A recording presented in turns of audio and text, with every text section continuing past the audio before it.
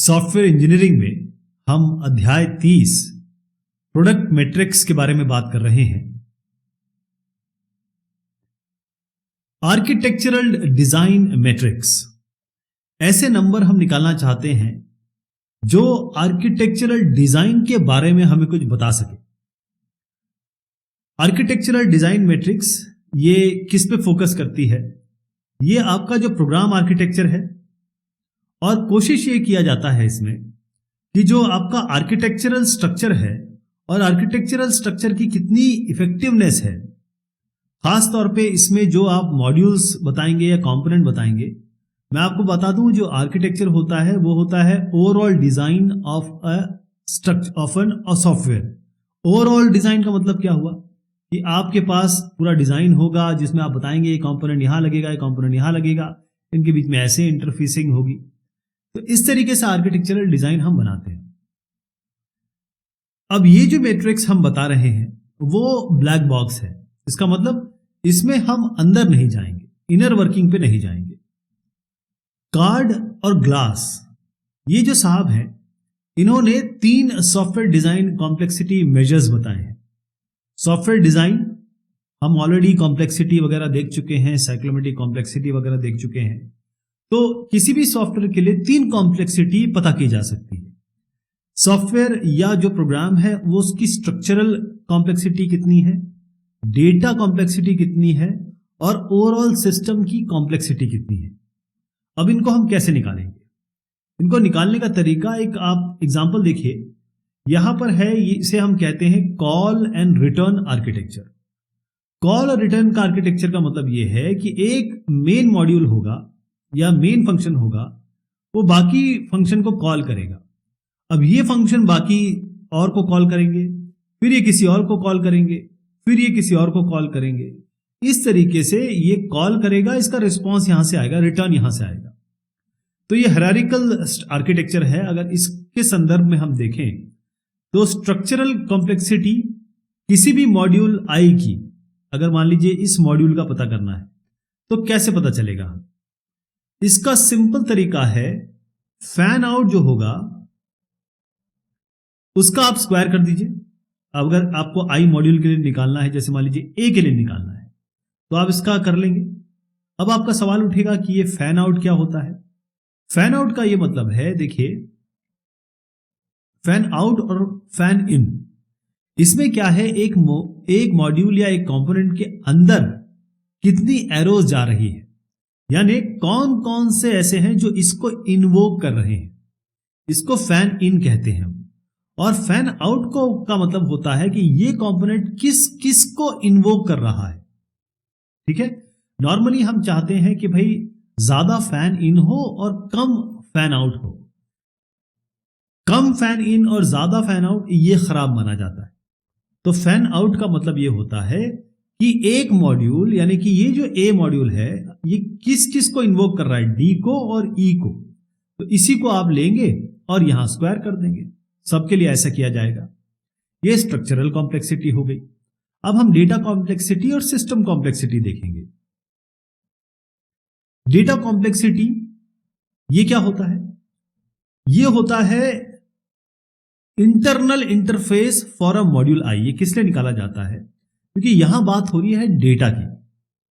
Okay, जो internal interfacing, क्योंकि हम यहां पर जो कॉल और रिटर्न आर्किटेक्चर के बारे में बात कर रहे हैं, तो यहां पर फॉर्मूला हुआ डी आई मॉड्यूल है या फंक्शन है, V I by fan out I plus 1। अब इसमें वी आई क्या हुआ? देखिए, फैन आउट तो हम समझ गए। वी आई जो होता है वो ये होता है कितने इनपुट और आउटपुट वेरिएबल आप इसमें पास कर रहे हैं और ये वापस पास कर रहा है। कहने का मतलब, अगर आपने एक फंक्शन बनाया, इसमें आपने 4 वेरिएबल पास किए और यहां से आपने जो रिटर्न किया, वैसे रिटर्न तो एक ही हो सकता है, लेकिन मान लीजिए आपने इसको एरे या इसके पॉइंटर से P1 P2 ऐसे 2 वापस भेजे। 4 इनपुट लिए तो ये 4 इनपुट वेरिएबल हो गए, 2 जो आपने वापस भेजे वो आपके आउटपुट वेरिएबल हो गए। यही VI हो जाएगा। तो डेटा कॉम्प्लेक्सिटी ये हो गई। अब सिस्टम कॉम्प्लेक्सिटी कैसे निकालेंगे? इनको और इनको जोड़ देंगे, यानी जो आपने स्ट्रक्चरल कॉम्प्लेक्सिटी निकाली है और डेटा कॉम्प्लेक्सिटी निकाली है, इनको जोड़ देंगे। इसका फायदा क्या होगा? जैसे ये जो कॉम्प्लेक्सिटी हमने निकाली है ये बढ़ेगी, आपका जो पूरा आर्किटेक्चर की कॉम्प्लेक्सिटी है वो भी बढ़ जाएगी। तो ये कम से कम आप रखेंगे, और जितना ज्यादा आपका आर्किटेक्चर कॉम्प्लेक्स होगा उतनी ज्यादा आपको टेस्टिंग करनी पड़ेगी।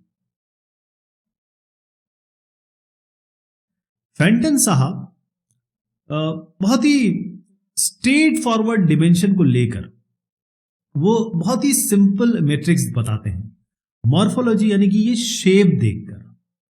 अब उसमें अलग अलग हम प्रोग्राम आर्किटेक्चर को कंपेयर कर सकते हैं। तो वो कैसे करेंगे? अगर आप फिर से इसी कॉल और रिटर्न आर्किटेक्चर को देखें, कॉल और रिटर्न आर्किटेक्चर का मतलब ये है कि एक मेन प्रोग्राम मॉड्यूल को कॉल करेगा, ये मॉड्यूल सब मॉड्यूल्स को कॉल करेंगे और ये चलता चला जाएगा। तो इसके लिए जो फेंटन साहब कहते हैं, मॉर्फोलॉजी का मतलब होता है, मॉर्फ मतलब होता है चेहरा, शेप। तो अलग अलग प्रोग्राम आर्किटेक्चर को सिंपल डायमेंशन को लेके कैसे हम करेंगे? इन्होंने सिंपल कहा साइज बराबर n+a।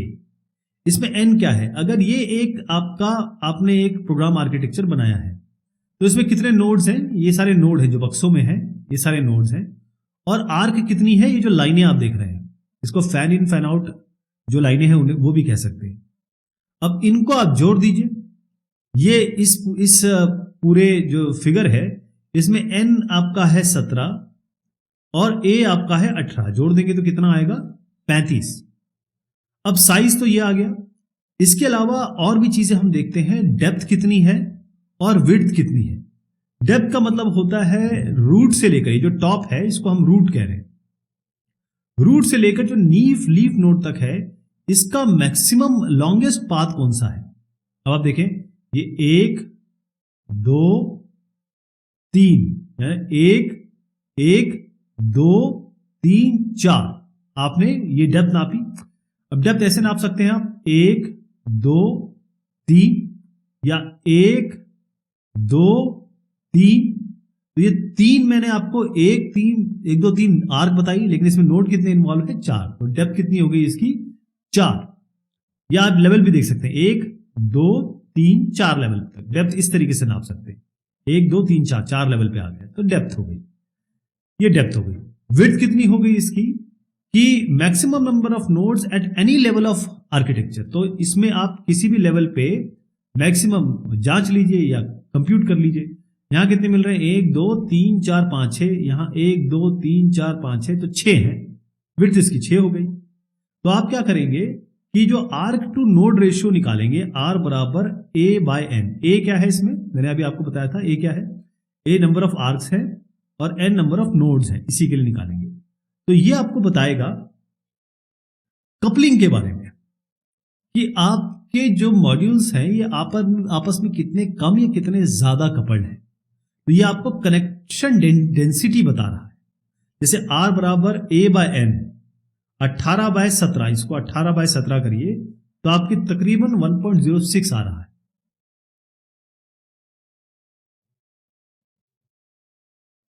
यहां पर हम बात कर रहे हैं DSQI की।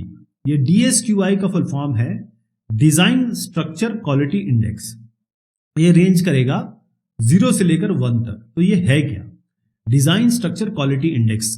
क्लीन समझ में आ रहा है कि ये डिजाइन, सॉफ्टवेयर डिजाइन के बारे में बात हो रही है और इसके क्वालिटी निकालने का या इसका क्वालिटी इंडेक्स क्या होगा या इसका कोई मैट्रिक्स निकालने की कोशिश कर रहे हैं। तो जो कॉन्सेप्ट है IEEE 982.1222005, IEEE 05 इसको कह रहे हैं, यही कॉन्सेप्ट है जो United state air force system command, उन्होंने किसी भी सॉफ्टवेयर का डेटा या फिर आर्किटेक्चरल डिजाइन जो है उससे डिजाइन स्ट्रक्चर क्वालिटी इंडेक्स निकालने की कोशिश की, उसी का नाम उन्होंने DSQI दिया। जैसे मैंने बताया इसकी जो नंबर्स होते हैं वो 0 से 1 के बीच में होंगे। तो उसमें क्या क्या होगा ये सब हम जो वैल्यूज हैं उसको हम यूज करेंगे। S1 है कितने मॉड्यूल्स हैं, S2 बताता है कि कितने मॉड्यूल डिपेंडेंट है करेक्ट डेटा पे, करेक्ट डेटा सोर्सेस पे। S3 जो हो गया आपका, जो पहले इसकी प्रोसेसिंग हो गई उस पे डिपेंड कर रहा है पूरी तरीके से। कितने ऐसे मॉड्यूल हैं जो पहले की प्रोसेसिंग पे डिपेंड करते हैं। S4 आपका हो गया कितने डेटाबेस आइटम हो गए। S5 हो गया आपके कितने यूनिक डेटाबेस आइटम्स हो गए। S6 हो गया आपका कितने डेटाबेस सेगमेंट्स हो गए। जैसे मान लीजिए अपना डेटाबेस बनाया है, एक टेबल ले लेता हूं, इसमें कितने रोज हैं, कितने रिकॉर्ड्स हैं, वो हो गए। और आपके पास S7 ऐसे मॉड्यूल जिसमें केवल सिंगल एंट्री है और सिंगल एग्जिट है। ओके, तो ये S1 से लेकर S7 तक हम नंबर्स देंगे, है ना। हमको पता रहेगा कितने मॉड्यूल्स हमने डिफाइन किए हैं, ये तो हमें पता ही रहेगा। कितने यूनिक डेटाबेस आइटम्स है ये पता रहेगा। अब ये सब हम निकाल लेंगे पहले। अब हम D1 से लेकर D6 तक जाएंगे। कैसे? D1 प्रोग्राम स्ट्रक्चर, इसको D1 कह रहे हैं। D1 हम ऐसे डिफाइन कर रहे हैं कि यदि हमने कोई स्पेसिफिक कोई मेथड यूज किया है, जैसे हम कह रहे हैं कि डेटा फ्लो ऑब्जेक्ट डिजाइन कर रहे हैं हम, या ऑब्जेक्ट ओरिएंटेड डिजाइन कर रहे हैं, स्पेसिफिकली बता रहे हैं कि हमने डिजाइन किस तरीके से किया है, तो उसके लिए आप D1 बराबर 0 कर देंगे। अगर आपने कोई आर्किटेक्चर डिजाइन प्रॉपर डिस्टिंक्ट कोई ऐसा मेथड यूज नहीं किया है तो D1 आपका 0 हो जाएगा। मैंने आपको बताया D1 निकालेंगे, फिर D2 निकाल रहे हैं। D2 क्या है? 1 माइनस S2 बाय S1, यानी ये जो S2 निकाला होगा और ये S1 निकाला होगा, इसको डिवाइड करेंगे, 1 माइनस कर देंगे। मॉड्यूल्स इंडिपेंडेंस हो गया। ये मॉड्यूल्स जो पहले की प्रोसेसिंग पे डिपेंडेंट नहीं है वो है आपका D3। प्रोग्राम स्ट्रक्चर हो गया, मॉड्यूल का इंडिपेंडेंस हो गया।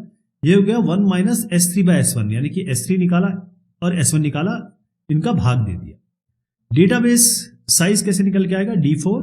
ये हो गया S5 निकालेंगे, S4 निकालेंगे, S5 बाय S4 कर देंगे और 1 से घटा देंगे। डेटाबेस का कंपार्टमेंटलाइजेशन यानी मॉड्यूलराइजेशन की बात हो रही है। इसके लिए हम S6 निकालेंगे और S4 निकालेंगे और इसका भाग दे देंगे। और D6 क्या हो गया आपका? S7 बाय S1, ये हमने निकाला था। तो मॉड्यूल एंट्रेंस और एग्जिट कैरेक्टरिस्टिक D1 से लेकर D6 निकल आया आपका। अब आपको DSQI निकालना है तो सीधा सिग्मा करेंगे, जितना है आपका, जैसे W1 D1 sigma WI DI बता दे रहा हूं पहले आपको, ये कैसे निकलेंगे। ये आप W1 D1 plus W2 D2 ऐसे करते करते आप W6 D6 तक ले जाएंगे। अब ये DSQI आ गया। अब आप बोलेंगे कि ये वेट क्या है। वेट का मतलब ये है कि इनकी जो वैल्यूज है, ये जो भी हमने प्रोग्राम स्ट्रक्चर या डेटाबेस साइज, हमारे लिए मॉड्यूल इंडिपेंडेंस कितना जरूरी है, इनके लिए हम वैल्यू देंगे। W एक वेइंग फैक्टर है। मान लीजिए W आप सारा 1 दे देते हैं, है ना। आप कहेंगे कि सारे जो D's हैं, जितने भी हमारे D निकल के आ रहे हैं, वो सारे इनका वेट इक्वल है, सारे के सारे हमारे लिए इंपॉर्टेंट है, तो आपका WI 0.167 आ जाएगा। तो DSQI निकालने का फायदा क्या हुआ? अब अभी का जो DSQI है वो पिछले DSQI से हम कंपेयर करेंगे। अगर DSQI एक एवरेज वैल्यू जो आती है उससे कम है, तो आप ये देखेंगे कि अभी आपको डिजाइन में थोड़ा सा और काम करना है, रिव्यू और करना है। इसके लिए हम DSQI निकालते हैं। Matrix for object oriented design. अब ऑब्जेक्ट ओरिएंटेड डिजाइन जब हम करते हैं तो हम ऑब्जेक्ट के बारे में बात करते हैं। क्लासेस हो गई, मैसेज पासिंग होगी, एब्स्ट्रैक्शन, इनकैप्सुलेशन, इनहेरिटेंस, पॉलीमॉर्फिज्म, तमाम इसमें कॉन्सेप्ट है। तो विटमायर साहब कहते हैं कि 9 बिल्कुल एकदम क्लियर कट कैरेक्टरिस्टिक है किसी भी ऑब्जेक्ट ओरिएंटेड डिजाइन में, जो कि यहां आपको दिख भी रही है। वो कहते हैं कि साइज, ये एक काउंट है, स्टैटिक काउंट है, जो ऑब्जेक्ट ओरिएंटेड में एंटिटीज होंगी। जैसे आप कहेंगे भाई क्लासेस, या क्लास में ऑपरेशन मतलब आपका फंक्शन। अब किस तरीके से ये आपस में डेप्थ ऑफ इनहेरिटेंस मतलब ये होता है, एक मॉड्यूल आपने बनाया या एक क्लास बनाई और वो क्लास इसको इनहेरिट कर रही है, इनकी प्रॉपर्टीज को इनहेरिट कर रहे हैं।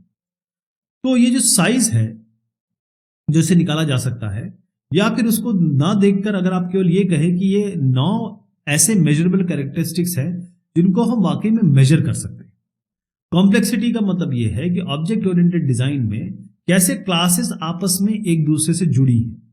कपलिंग का मतलब यह होता है कि किस तरीके से जो कोलैबोरेशन हो रहे हैं, मैसेज पासिंग हो रही है, कितनी ज्यादा हो रही है, यानी कि जो दो अलग अलग क्लासेस हैं वो आपस में कितनी ज्यादा जुड़ी हुई है। सफिशिएंसी का मतलब यह होता है कि the degree to which abstraction possesses the feature required of it, मतलब अगर आपने एब्स्ट्रैक्शन किया है तो वाकई वो एब्स्ट्रैक्शन उतना दे रहा है कि नहीं दे रहा है। कंप्लीटनेस का मतलब यह है कि एक क्लास जिसके लिए वो बनाई गई है, क्या वो पूरी तरह अपना काम कर रही है, सारे फंक्शन दे रही है। कोहेजन का मतलब यह है कि क्या एक क्लास अब वो काम कर रही है और इसके अंदर जो वेरिएबल और ऑपरेशंस हैं वो वाला काम कर रहे हैं जिसके लिए क्लास बनाई गई है। प्रिमिटिवनेस का मतलब होता है एटॉमिसिटी। कोई ऑपरेशन अगर एटॉमिक है, एटॉमिक ऑपरेशन का मतलब हो गया जो मेथड्स होते हैं या ऑपरेशंस होते हैं। अब अगर आप ऑपरेशन बना रहे हैं, वो अगर किसी और ऑपरेशन के पहले, मतलब उसको बनाने से पहले कोई और बना हो, उसके बगैर नहीं बन सकता।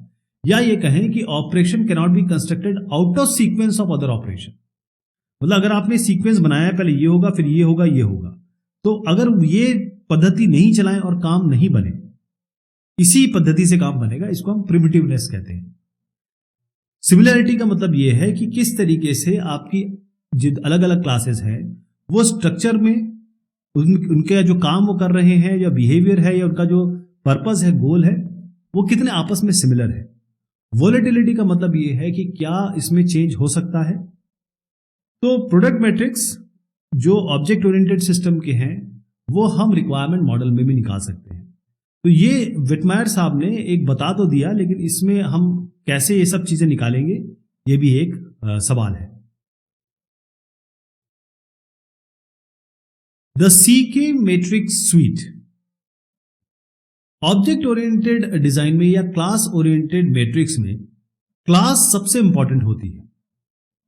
सबसे पहले आप क्लास बनाते हैं, फिर आप उसके ऑब्जेक्ट बनाते हैं। तो क्लास में क्या होता है, जैसे आपने एक क्लास बनाई, तो क्लास के अंदर क्या होता है, आपके पास डेटा होगा जिसको वेरिएबल कह सकते हो आप, डेटा कह सकते हो आप, या एट्रीब्यूट कह सकते हो आप। इसी तरीके से इसमें ऑपरेशंस होंगे जिसको हम फंक्शंस कह सकते हैं, प्रोसीजर कह सकते हैं। तो इसका इनकैप्सुलेशन कर रही है ये क्लास। अब एक क्लास बनाया आपने, फिर एक और क्लास बना दी आपने, इस क्लास को इसके साथ इनहेरिट कर लिया, यानी इसके वेरिएबल्स और ऑपरेशन इसमें आ गए, तो एट्रीब्यूट और ऑपरेशन इसमें चले आए। इसको हम पेरेंट क्लास कहेंगे, इसको हम कहेंगे कि भाई ये चाइल्ड है या सब क्लास है। इसका मतलब ये क्लासेस आपस में कोलैबोरेट कर रही, हो सकता है आगे भी किसी से कोलैबोरेट करें। तो ये सारी जो कैरेक्टरिस्टिक्स या कई विशेषताएं मैंने बताई, प्रॉपर्टीज मैंने बताई, इनका हम यूज कर सकते हैं मेजरमेंट के लिए। तो चिदम्बर और कैमरर, इन्होंने सीके, ये कहां से आया, सी ये हो गया और के यहां से आया, इन्होंने CK object oriented software metrics suite का मतलब ये है इसमें काफी सारी चीजें आएंगी। तो इन्होंने कहा कि भाई हम छह हमारे पास डिजाइन मैट्रिक्स है ऑब्जेक्ट ओरिएंटेड सिस्टम के लिए। तो अब ये 6 कौन कौन से हैं, ये एक एक करके मैं आपको बताता हूं। पहला है वेटेड मेथड्स पर क्लास। अब वेटेड मेथड पर क्लास कैसे निकालेंगे, आप मान लीजिए कि हमारे पास एक क्लास में कुछ फंक्शंस हैं, और या कहें कि ये एक क्लास हो गई आपकी क्लास सी, इसके पास हमारे पास फंक्शंस हैं, और जैसे ये फंक्शन 1 है, फंक्शन 2 है, फंक्शन 3 है, और इनकी कॉम्प्लेक्सिटी है इसकी C1, इसकी C2, इसकी Cn, ये कॉम्प्लेक्सिटी हो गई। तो जो स्पेसिफिक कॉम्प्लेक्सिटीज को हटा देता हूं। आपको करना क्या है, ये जो कॉम्प्लेक्सिटी है ये आप साइक्लोमेटिक कॉम्प्लेक्सिटी रख सकते हैं इसमें, या आप मैकाबे ग्राफ बेस्ड मैट्रिक्स रख सकते हैं, हेल्स्टीड की कॉम्प्लेक्सिटी रख सकते हैं, कोई भी कॉम्प्लेक्सिटी जो आप यहां पर उपयोग करें। लेकिन इसको नॉर्मलाइज करना पड़ेगा आपको, सारी कॉम्प्लेक्सिटी को नॉर्मलाइज करना पड़ेगा ताकि ये 1 वैल्यू ले। तो आप क्या करेंगे, इन सारे कॉम्प्लेक्सिटी C1, C2, Cn, इनको जोड़ देंगे, बस इतना ही करना है। यही आएगा आपका वेटेड मेथड प्लस पर क्लास। तो ये जो आपका ये वैल्यू आई है कि भाई कितने मेथड्स हैं और उनकी कॉम्प्लेक्सिटी क्या है, ये आपको बताएगा कि आप कितने मेहनत आपको करनी पड़ेगी इस क्लास को, एक तो इस क्लास को इंप्लीमेंट करने के लिए और इस क्लास को टेस्ट करने के लिए कितनी मेहनत करनी पड़ेगी। जितने ज्यादा मेथड्स आपके होंगे उतना कॉम्प्लेक्स आपका इनहेरिटेंस ट्री होगा, क्योंकि जितने भी सब क्लासेस हैं वो मेथड के अपने सारे ऑपरेशन भी इनहेरिट करेंगे। तो जैसे ही आप मेथड बड़े स्पेसिफिक हो गए, एप्लीकेशन स्पेसिफिक हो गए, तो फिर आप इसका रीयूज नहीं कर पाएंगे। एक फंक्शन आपने बनाया जो केवल वही काम कर रहा है या स्पेसिफिक हो गया एप्लीकेशन के लिए, तो इसका आप कहीं और दूसरी जगह इसका इस्तेमाल नहीं कर पाएंगे। तो हम कोशिश ये करते हैं कि WMC जो है वो जितना कम हो उतना बेहतर है। जो CK स्वीट है उसमें दूसरी चीज आती है depth of the inheritance tree. Inheritance का मतलब होता है एक क्लास आपने बना दी, दूसरी क्लास, जैसे आपका ये A क्लास है तो एक आपने क्लास B बनाई जिसने क्लास A को इनहेरिट कर लिया। ऐसी आप क्लास C बना सकते हैं, वो A या B को किसी को भी इनहेरिट कर सकती है। तो ये मल्टीपल इनहेरिटेंस, अलग अलग टाइप के इनहेरिटेंस होते हैं। लेकिन यहां पर हम बात कर रहे हैं डेप्थ ऑफ इनहेरिटेंस ट्री। जब इसका हम एक ट्री बनाते हैं, जो मैंने बनाया इसको हम ट्री की तरह बना देते हैं, तो जो मेट्रिक है वो ये है कि कितना मैक्सिमम लेंथ है इस नोड से आपके रूट तक, कितना है इसमें। तो अगर आप यहां पर इस फिगर को देखें तो यहां पर 1 2 3 4 लेवल गिन लीजिए बस। ये लेवल 1, लेवल 2, लेवल 3, लेवल 4, ये बस आपका 4 आ जाएगा। इसी को हम DIT कहते हैं, डेप्थ ऑफ इनहेरिटेंस ट्री। ठीक है जी। अब इसमें अगर आप देखें तो मैंने 1 2 3 और 4 लेवल बताया, है ना। लेकिन यहां पर आप देखेंगे 1 2 और 3, मतलब ये इसको इनहेरिट कर रही है, फिर ये तीनों इसको इनहेरिट कर रही है, फिर ये इसको इनहेरिट कर रही है। तो हायरार्की तो इतनी हो गई, डेप्थ ऑफ इनहेरिटेंस ट्री थोड़ी अलग हो जाएगी।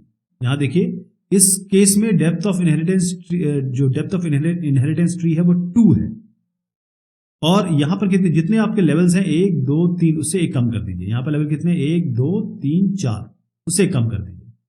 तो जैसे DIT depth of inheritance tree बढ़ेगा, जो लोअर लेवल क्लासेस है उसके पास बहुत सारे मेथड आ जाएंगे। अब देखिए इसका मेथड M1 है, इसने इनहेरिट कर लिया, इसके पास भी आ गया, M1 इसके पास भी आ गया, M1 इसके पास भी आ गया। मतलब जो M1 इसके पास था अगर इसमें नहीं भी है तो भी इसके पास आ गया, है ना। तो जितने ज्यादा आपके DIT बढ़ेगा, इनहेरिटेंस या लोअर लेवल क्लास ज्यादा मेथड इनहेरिट करेगी, तो इससे आप इसका बिहेवियर नहीं बता पाएंगे, थोड़ा मुश्किल होगा। जितनी ज्यादा आप DIT बढ़ाएंगे या DIT जितनी ज्यादा होगी, इसका मतलब डिजाइन कॉम्प्लेक्सिटी उतनी ही ज्यादा है। इसका मतलब यह है कि एक और इसमें लेकिन एक फायदा है कि जितना ज्यादा DIT होगी, मतलब डेप्थ ऑफ इनहेरिटेंस ट्री है, आपके मेथड्स कई बार आप रीयूज कर पा रहे हैं। रीयूजिंग तो हो रहा है, इसका बार बार रीयूज कर रहे हैं इसका। अगली जो चीज इसमें आती है वो है number of children. Number of children, अब जो सब क्लासेस हैं एक क्लास के सबऑर्डिनेट पास में, उनको हम उसका चिल्ड्रन कहते हैं। जैसे अब आप ये देखिए C2, ये इसके 3 चिल्ड्रन है, C21, C22 और C23। ये इसका सबऑर्डिनेट है ना, एकदम इमीडिएटली सबऑर्डिनेट है, इसी को इसका चिल्ड्रन कहते हैं। जितने ज्यादा ये चिल्ड्रन बढ़ेंगे उतना ज्यादा आपका रीयूज बढ़ेगा, वो तो खैर आपको मैंने बताया आपको। और जो नंबर ऑफ चिल्ड्रन जैसे बढ़ेंगे तो एब्स्ट्रैक्शन जो हो रहा है, अब इस क्लास में हो सकता है एब्स्ट्रैक्शन किया हो कुछ। एब्स्ट्रैक्शन का मतलब ये होता है, मैं आपको पहले बता चुका हूं, कि चीजें बनाई जाती है ताकि दूसरे उसे इंप्लीमेंट करें।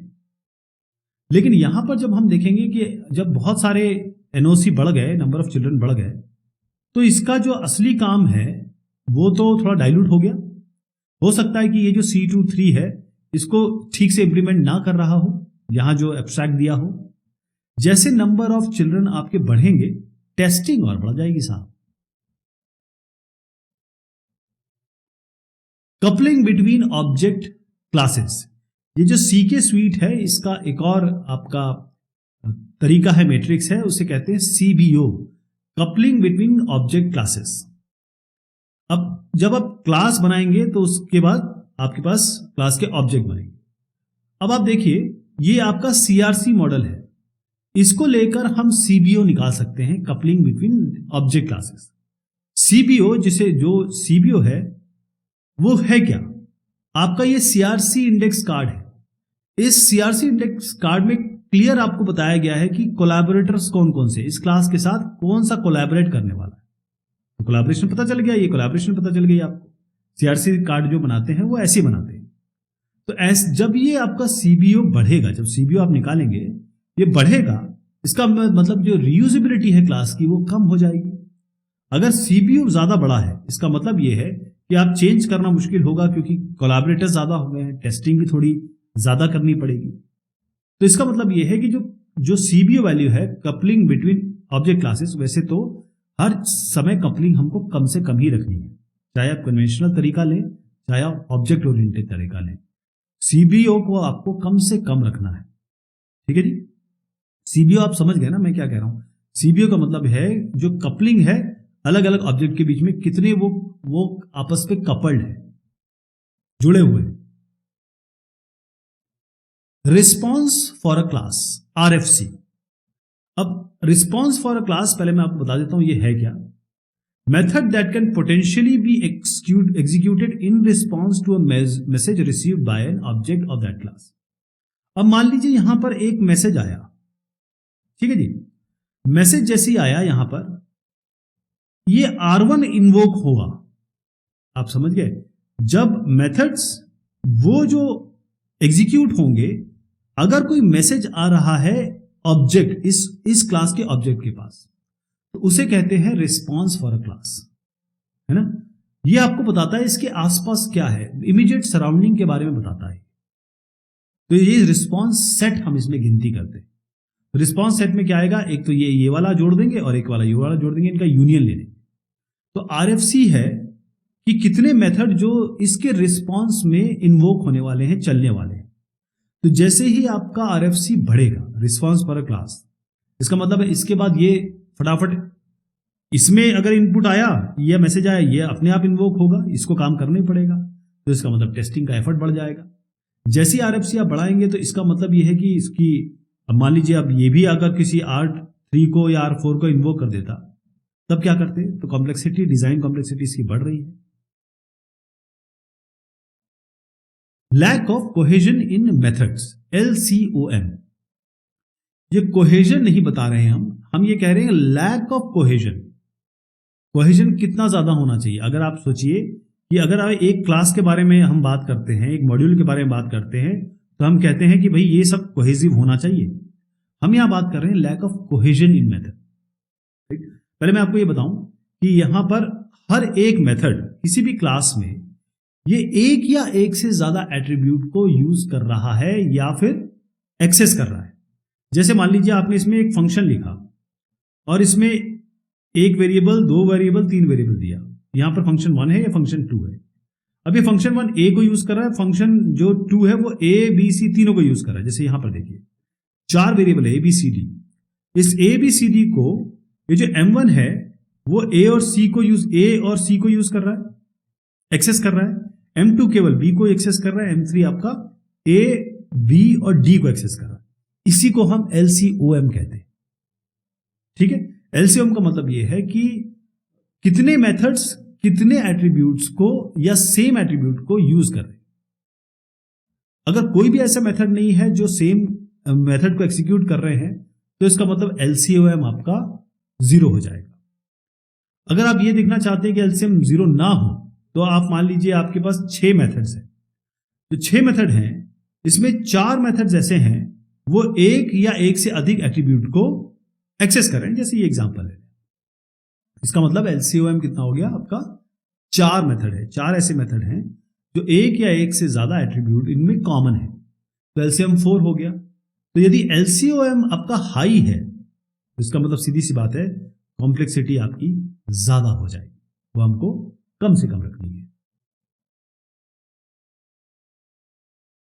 Class oriented metrics, the MOOD metrics suite. अभी हमने सी के मैट्रिक्स सुइट देखा, अब हम आगे next time the MOOD metrics suite देखेंगे। तब तक के लिए शुक्रिया, मेहरबानी।